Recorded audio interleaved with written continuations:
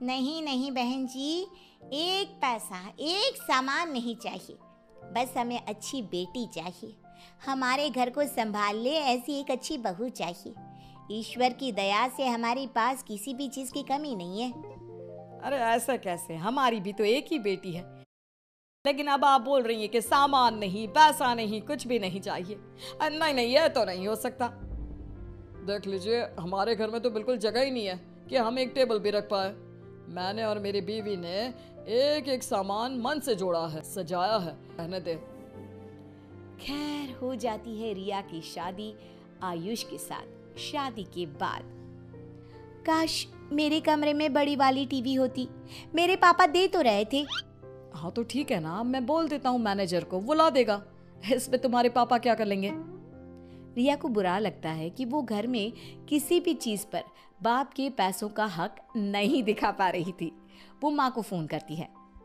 देख बेटा, तेरे ससुराल वाले तो मुझे पहले ही तेज लग रहे थे। वो तो तुझे नौकरानी बनाकर रखना चाहते हैं। नौकरानी जानती है ना कैसी जिंदगी होती है उसकी। माँ 2 मिनट होल्ड कर, दरवाजे पर कोई है। नौकर हाथ में ट्रे लेकर खड़ा होता है। मेम साहब, कॉफी। बड़ी मैडम ने बोला है कि आपको चीनी कम चाहिए होती है ना। हाँ हाँ, ओके ओके। रिया कॉफी लेकर दरवाजा बंद कर देती है। समझ रही है ना मैं क्या कह रही हूँ। नौकरानी बनाकर रखा है उन लोगों ने तुझे, और तू रह रही है। देख, एक काम कर, एक एक करके घर की सारी चीजें खराब कर, और जैसे ही खराब होगी मैं दे जाऊंगी तुझे सामान, ठीक है ना। बेटी सोचती है कि वो नौकरानी, लेकिन क्या ज्यादा सोचना, माँ ने बोला तो झूठ थोड़ी ना होगा। फिर क्या, माँ की आज्ञा मिलते ही बेटी रिया लग जाती है काम पर। हाय रे, न जाने कैसे ये फ्रिज खराब हो गया। नो इश्यू मैम साहब, मैं इलेक्ट्रिशियन बुला लेता हूँ। पागल है क्या, मेरा बाप जानता है कौन है। नया ले लेते हैं, पुराना ठीक कराना हमारे खानदान में नहीं है। बस फिर क्या था, माँ के कहने पर रिया घर का एक एक सामान तोड़ती और माँ नया। ऐसे में एक वक्त ऐसा आता है कि घर का ज्यादातर सामान रिया के घर का होता है। फिर एक रोज, बहू क्या हाल बना रखा है, रोज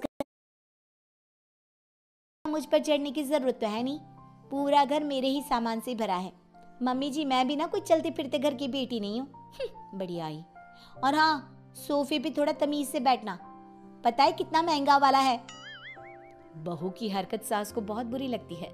वो पति के पास जाती है और पति को सारा हाल बताती है।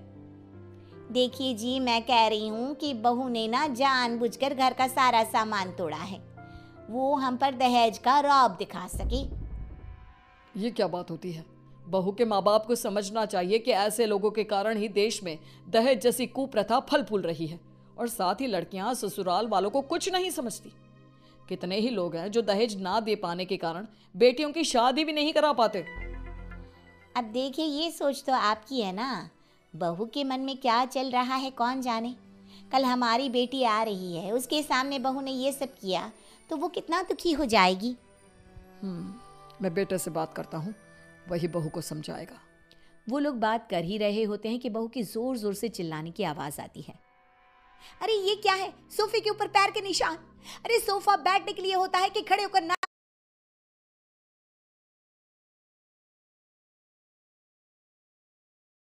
के लिए। गले सड़े पुराने सोफे थे, वो तो भला हो मेरे पापा का, जो सफेद सफेद सोफे रखकर इस फटे पुराने घर को नया चमचमाता चेहरा दे दिया।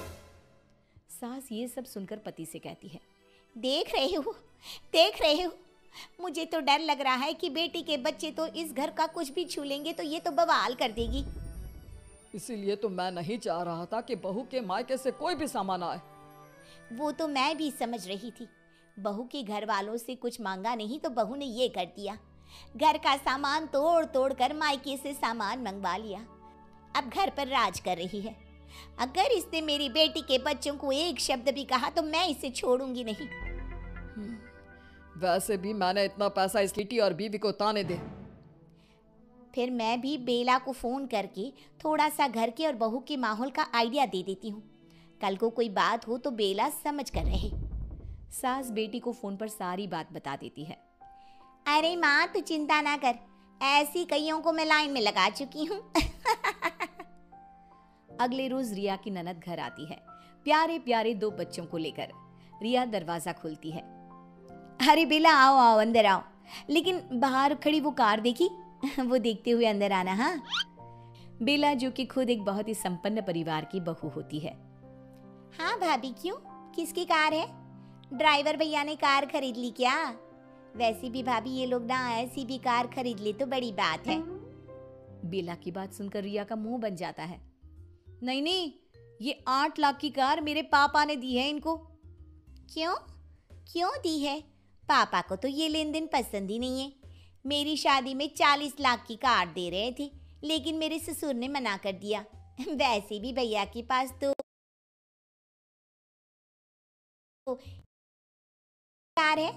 ड्राइवर भैया ने कार खरीद ली क्या? वैसे भी भाभी, ये लोग ना ऐसी भी कार खरीद ले तो बड़ी बात है।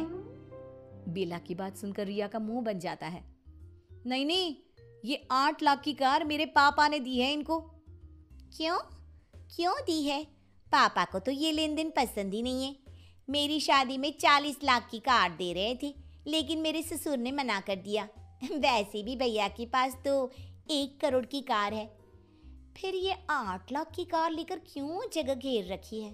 खैर, अब सारी बातें यही होगी या अंदर भी आने दोगी भाभी? बेला चली जाती है अंदर, लेकिन अब जिस 8 लाख की कार में रिया फूली रहती थी, वो पिचक्कर फुस हो जाती है। कैसी हो माँ? मैं तो अच्छी हूँ, कब से तेरी और बच्चों की राह देख रही थी। बेला भाभी को देखती है और फिर अब मैं पानी देती हूँ, ठंडा और पौष्टिक। वो क्या है ना, मेरे पापा ने ऐसा आरओ दिया है जिसमें तांबा है, पानी में ना तांबे के गुण आते हैं। बहू पानी ले आती है। अरे मुन्नी, क्या ढूंढ रही है? पानी पी लो, देखो कितने महंगे आरओ का पानी है, कहीं पिया नहीं होगा इसके पहले। महंगा आरओ पानी? भाभी, पानी में से तो मरे हुए चूहे की बू आ रही है। ये बोलकर ननद पानी थूक देती है। वही तो, जब से इसके पापा ने ये थका सा आरओ लगाया है, तेरे पापा की भी ना तबीयत ठीक नहीं रहती। इससे पहले वाला आरओ तो मैं लंदन से लेकर आया था। और क्या पापा, मैं भी तो अमेरिका से लेकर आई थी। भाभी, वो मुन्नी को फ्रिज का रिमोट दे दो।